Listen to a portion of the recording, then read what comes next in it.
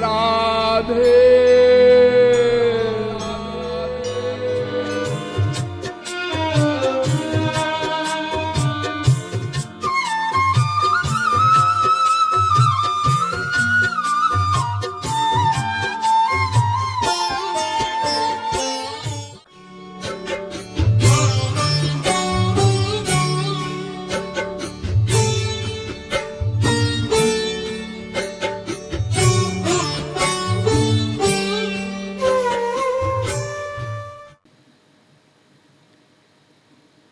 अब ये जो साधन भक्ति हम करते हैं, कीर्तन, भजन, स्मरण इत्यादि, और इसको करते करते जब हमारी ऊंची अवस्था हो जाती है, यानी जब हम भाव भक्ति पर पहुंचने लगते हैं। साधन भक्ति में तो हम मन को भगवान में लगाने का प्रयत्न करते हैं। मन नेचुरल भगवान में सदा लगता नहीं, लेकिन हम लगाने का प्रयत्न करते हैं। और ये प्रयत्न करते करते जब हमको इतना अभ्यास हो जाता है कि मन हमारा नेचुरल भगवान में लगने लगता है, लगा रहता है, वो कहलाती है भाव भक्ति। तो हम भाव भक्ति में प्रवेश कर चुके हैं या नहीं, भाव भक्ति हमारे अंदर आ चुकी है या नहीं, ये हमें कैसे पता लगे? इसके कुछ अनुभाव, कुछ लक्षण बताए हैं रूप गोस्वामी जी ने भक्ति रसामृत सिंधु में। क्षांतिरव्यर्थ कालत्वं विरक्तिर्मान शून्यता आशाबंधः समुत्कंठा नाम गाने सदा रुचिः आसक्तिस्तद्गुणाख्याने प्रीतिस्तद्वसति स्थले इत्यादयोनुभावाः स्युर्जात भावांकुरे जने। भक्ति रसामृत सिंधु। रूप गोस्वामी जी कहते हैं कि जब किसी की अवस्था ऊंची हो जाती है तो उसका पहला गुण होता है क्षांति। क्षांति माने क्रोध का एटमॉस्फेयर होने पर भी क्रोध न आए,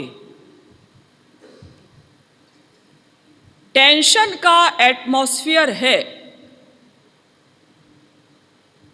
फिर भी टेंशन न हो। अगर क्रोध का एटमॉस्फेयर नहीं है, क्रोध का वातावरण नहीं है और हमें क्रोध नहीं आया, ये तो नेचुरल है, ये कोई कमाल की बात नहीं। जैसे इस समय आप लोग यहाँ बैठकर प्रवचन सुन रहे हैं, आपको कोई देखेगा तो यही कहेगा कि भाई इनमें तो काम, क्रोध, लोभ, मोह कुछ नहीं है, ये सब तो महापुरुष लगते हैं, कितने ध्यान से प्रवचन सुन रहे हैं। लेकिन ऐसा नहीं, जरा कोई एक कोहनी भी मार दे तो तुरंत क्रोध आ जाता है, एक क्या करते हो।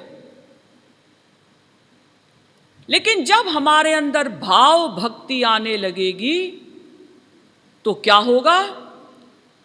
टेंशन का, क्रोध का वातावरण मिलने पर भी क्रोध नहीं आएगा, हम शांत बने रहेंगे। हमको क्रोध क्यों आता है? क्योंकि हम ये आशा करते हैं कि हमारे परिवार वाले, हमारे दोस्त, हमारे पड़ोसी जैसा हम चाहते हैं वैसा ही करेंगे। लेकिन जब उसके विपरीत हमको मिलता है तो हमें क्रोध आता है। हमें यह समझे रहना चाहिए कि प्रत्येक जीव के अंदर माया के 3 गुण हैं। अजामेकाम लोहित शुक्ल कृष्णाम वह्वीहि प्रजाः सृजमानां स्वरूपाः अजो ये को जुषमाणो नुषेते जहात्येनाम भुक्त भोगा मजोन्य। श्वेताश्वतरोपनिषद 4 अध्याय का 5वां मंत्र। प्रत्येक जीव में 3 गुण सदा रहते हैं, सत्वगुण, रजोगुण, तमोगुण। इन्हीं 3 गुणों के कारण किसी की किसी से पटती नहीं, कोई किसी के अनुकूल नहीं रह पाता। तो अगर हम ये समझे रहेंगे कि संसार में कोई किसी के अनुकूल नहीं रह सकता, तो फिर अगर कोई हमारे साथ प्रतिकूल व्यवहार करता है, विपरीत उल्टा व्यवहार करता है, तो हमको क्रोध नहीं आएगा। लेकिन चूंकि हम इस इंडियन फिलॉसफी पर ध्यान नहीं देते और ये आशा लगा लेते हैं जैसा हम चाहते हैं हमारे घर वाले वैसा ही करेंगे, वैसा नहीं होता तो क्रोध आ जाता है। हम चाहते हैं सब लोग हमारी बात माने, सब सदा हमारे अनुकूल रहें, लेकिन ये संभव नहीं है। तो क्रोध का वातावरण मिलने पर भी क्रोध न आए, इसका उदाहरण है परीक्षित जी का। एक बार राजा परीक्षित वन में शिकार करने के लिए गए, तो एक हिरन का पीछा करते करते बहुत आगे निकल गए, सब सैनिक पीछे रह गए। तो राजा परीक्षित को बहुत प्यास लगी। उन्होंने इधर उधर देखा तो उन्हें एक कुटिया दिखाई दी। वहां पहुंचकर उन्होंने देखा कि एक मुनि, शमीक नाम के मुनि समाधि में बैठे हुए हैं। परीक्षित ने उनसे कहा, महाराज मुझे बहुत प्यास लगी है, थोड़ा जल दे दीजिए। लेकिन वो मुनि तो समाधि में थे, उन्होंने सुना नहीं। परीक्षित ने बार बार कहा, हे मुनिवर मुझे बहुत प्यास लगी है, थोड़ा पानी पिला दीजिए। लेकिन वो चूंकि समाधि में थे, समाधि में तो कुछ सुनाई नहीं पड़ता। तो परीक्षित की बुद्धि भ्रष्ट हो गई और उन्होंने क्या किया कि वहां एक मरा हुआ सांप पड़ा था, वो मरा हुआ सांप शमीक मुनि के गले में डाल दिया। थोड़ी देर बाद उस मुनि के पुत्र जो पास में ही खेल रहे थे वो आए। उन्होंने देखा कि मेरे पिताजी के गले में मरा हुआ सांप, किसने ये बदतमीजी की? तो ध्यान लगाकर श्रृंगी ऋषि ने देखा, उनके पुत्र ने, कि ये काम राजा परीक्षित ने किया है। उनको बड़ा दुख हुआ कि मेरे पिताजी समाधि में थे और मेरे पिता का इतना अपमान किया। तो उन्होंने शाप दे दिया, परीक्षित तुमने मरा हुआ सर्प मेरे पिताजी के गले में डाला है, मैं तुमको शाप देता हूं कि आज से 7वें दिन तक्षक सर्प तुमको डस लेगा और तुम्हारी मृत्यु हो जाएगी। तो जब मुनि की समाधि खुली तो बेटे ने बताया कि पिताजी ऐसे ऐसे मैंने देखा कि आपके गले में मरा हुआ सर्प पड़ा है, तो मुझे ध्यान लगाने से पता चला कि परीक्षित ने ऐसा किया है। तो पिताजी मुझसे सहन नहीं हुआ, मैंने उनको शाप दे दिया है कि आज से 7वें दिन तक्षक सर्प उनको डस लेगा। शमीक मुनि ने कहा, बेटा ये तुमने क्या किया? अरे परीक्षित तो भगवत कृपा प्राप्त है, ये तुमने अच्छा नहीं किया, अपराध किया है, बिना सोचे समझे शाप दे दिया है। जाओ उनसे जाकर क्षमा मांगो और उनको बता तो दो कि ऐसा ऐसे तुमने शाप दिया है। तो जब परीक्षित को मालूम पड़ा कि 7वें दिन मेरी मृत्यु हो जाएगी, तो भी वो बिल्कुल शांत रहे। ना उनको टेंशन हुआ, ना क्रोध आया, ना कोई दुख हुआ। उन्होंने ऋषियों मुनियों को बुलाया, महाराज कुछ कृपा करिए, भगवत चर्चा सुनाइए, 7वें दिन मेरी मृत्यु हो जाएगी। और उसी समय शुकदेव जी भी घूमते हुए वहां आ गए। तो फिर 7 दिन शुकदेव जी से परीक्षित जी ने भागवत सुनी। ये है क्षांति। राजा भरत, पूरे भारतवर्ष के राजा, लेकिन जब उन्हें संसार से वैराग्य हुआ तो वो उन राजाओं के राज्य में जाकर भिक्षा मांगकर खाते थे जो राजा पहले उनके दुश्मन थे। सोचिए, दुश्मन राजाओं के यहां एक राजा भीख मांगकर खा रहा है और श्री कृष्ण भक्ति कर रहा है। इसे कहते हैं क्षांति। नंबर 2, अव्यर्थ कालत्वम। असली भक्त जो वास्तव में ईश्वर का वो दिव्य प्रेम प्राप्त करना चाहता है, वो अपने समय को कभी बर्बाद नहीं करता, नष्ट नहीं करता। वो एक एक क्षण का सदुपयोग करता है। ये मनुष्य शरीर हमें मिला है भगवान के भजन के लिए। इसका एक एक क्षण ईश्वर के भजन में लगाना है या फिर संसार का जो आवश्यक कार्य है वो करना है। अब हमें भाई बात भी करनी है, कोई ऑफिस में या घर में कोई बहुत आवश्यक कार्य है वो करना है, मुंह से कुछ बोलना है। लेकिन होता क्या है, अधिकांश लोग क्या करते हैं, निरर्थक गप्पे करते हैं बैठ बैठ कर दोस्तों में। अरे वो तो ऐसा है, अरे वो ऐसा है, उसको ऐसा नहीं करना चाहिए, उसको ऐसा नहीं करना चाहिए। ऑफिस से आए, अपनी धर्म पत्नी से कहा चाय बनाओ। अब चाय पीते पीते, अरे आज घर में कौन कौन आया था, अरे आज हमारे ऑफिस में ऐसा हुआ। ये सब चर्चा करने की क्या आवश्यकता है? तुम बैठकर हरि गुरु का चिंतन करो। किसी सत्संगी के घर गए, वहां बैठकर बात की, वो सत्संगी ऐसा है, वो प्रचारक ऐसा है, अमुक व्यक्ति ऐसा है, वो बहुत खराब है, उसे ऐसा नहीं करना चाहिए। तुम कौन होते हो दूसरों में दोष देखने वाले? अरे जब तुम्हारे अंदर स्वयं समस्त दोष हैं, जब तक माया है सारे दोष रहेंगे, तो फिर तुम्हें क्या अधिकार है दूसरों के दोषों की चर्चा करने का? लेकिन हम लोगों को दूसरों की निंदा करने में रस आता है।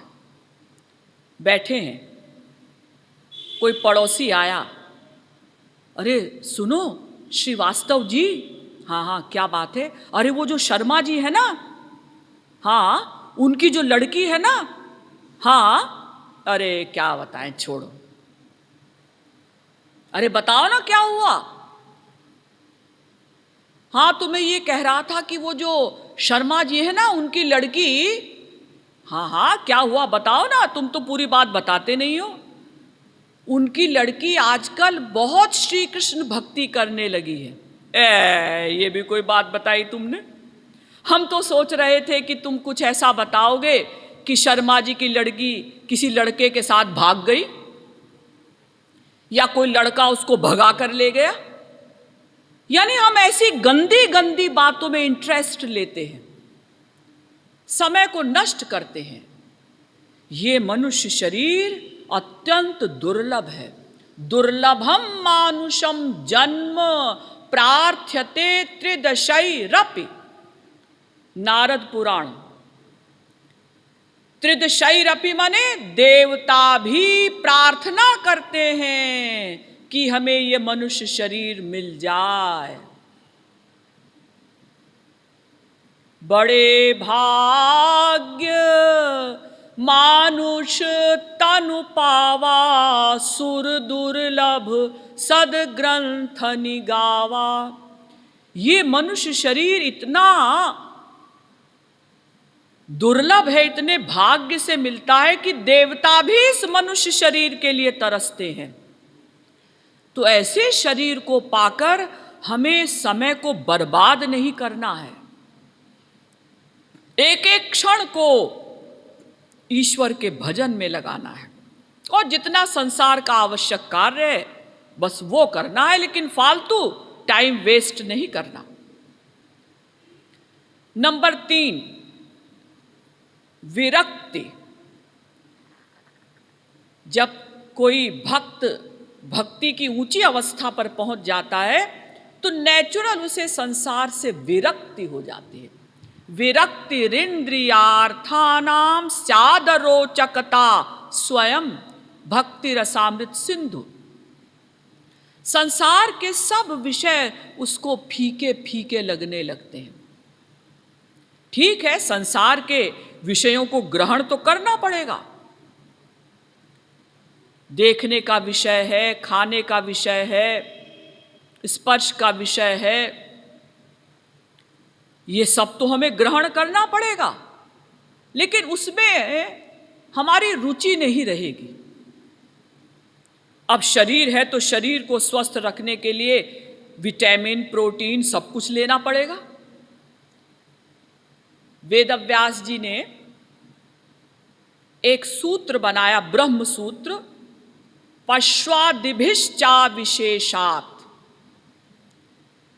परमहंस को भी, महापुरुष को भी पशु के समान खाना पीना पड़ता है, सोना पड़ता है, नहाना पड़ता है, सब कुछ करना पड़ता है।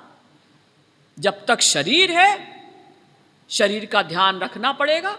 तुम ध्यान नहीं रखोगे तो शरीर जवाब दे जाएगा, फिर तुम ईश्वर का भजन भी नहीं कर सकोगे। इसलिए संसार के विषयों को ग्रहण करें, लेकिन उसमें इंटरेस्ट ना हो, रुचि ना हो। ऐसा ना सोचे वाह वाह क्या दही बड़ा है, अरे वाह वाह क्या रसगुल्ला है, ऐसा नहीं। हाँ, रसगुल्ला अगर सामने आ गया और हमारे शरीर में वो नुकसान नहीं करेगा, खा लो, भगवान का प्रसाद समझ के खाओ। इसीलिए श्रीमद् भागवत में उद्धव जी भगवान श्री कृष्ण से कहते हैं, त्वयोपभुक्त श्रीगंध वासोलंकार चर्चिताः उच्छिष्ट भोजिनो दासास्तव मायाम जये महि। भागवत के 11वें स्कंद के 6वें अध्याय का 46वां श्लोक। हे श्री कृष्ण, आपकी प्रसादी मालाएं पहनकर, आपके प्रसादी आभूषण पहनकर, आपके प्रसादी वस्त्र पहनकर, आपके प्रसादी इत्र लगाकर, आपकी प्रसादी यानी उच्छिष्ट भोजन, जूठा भोजन खाकर मैं आपकी माया को चैलेंज कर दूंगा। माया को कोई चैलेंज नहीं कर सकता। लेकिन उद्धव जी कहते हैं, महाराज आपका जितना भी सामान है उसको प्रसादी मानकर जब मैं उसका प्रयोग करूंगा तो मैं आपकी माया को चैलेंज कर दूंगा। इसीलिए भागवत में सबसे उच्च कोटि का भक्त किसको बताया गया? गृहीत्वापीन्द्रियैरर्थान् न द्वेष्टि न हृष्यति विष्णोर्मायामिदं पश्यन् स वै भागवतोत्तमः। भागवत के 11वें स्कंद के 2 अध्याय का 48वां श्लोक। गृहीत्वापीन्द्रियैरर्थान्, इंद्रियों के विषयों को वो महापुरुष ग्रहण करता है, लेकिन न द्वेष्टि न हृष्यति। विषयों को ग्रहण करते समय वो सुख का अनुभव भी नहीं करता, दुख का अनुभव भी नहीं करता, किसी विषय के प्रति उसका द्वेष भी नहीं रहता, और वो ग्रहण करते समय प्रसन्न भी नहीं होता। विष्णोर मायामिदं पश्यन्, और संपूर्ण जगत को भगवान की ही माया समझकर वो देखता है। समस्त विषयों को ग्रहण करता है, लेकिन किसी विषय में आसक्ति उसकी नहीं होती। आप लोगों ने सुना होगा, चैतन्य महाप्रभु के समय में हुए एक बहुत बड़े संत पुंडरीक विद्यानिधि राजसी ठाट बाट से रहते थे। राजाओं से भी अधिक उनका ठाट बाट था। सोने का पलंग, सुंदर सुंदर लड़कियां सेवा करती थीं, चारों तरफ इत्र छिड़का हुआ, बढ़िया बढ़िया भोजन करते थे, रेशमी वस्त्र पहनते थे। संसार के सभी लोग उनको विषयी समझते थे, लेकिन अंदर से उनके हृदय में श्री कृष्ण भक्ति कूट कूट कर भरी हुई थी।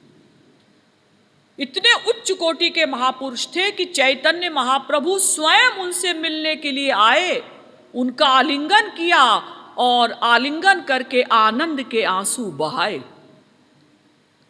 चैतन्य महाप्रभु ने इतनी भी प्रतीक्षा नहीं की कि भाई उनको बुलाया जाए, स्वयं गए चैतन्य महाप्रभु उनसे मिलने के लिए। तो असली प्रेमी संसार के विषयों को ग्रहण तो करता है, लेकिन उस विषय में उसकी आसक्ति नहीं होती।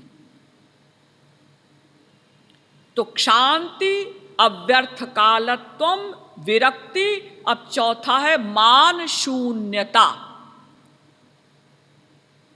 सम्मान की इच्छा न रखना, बल्कि ये तड़पन पैदा हो कि लोग हमारा अपमान करें,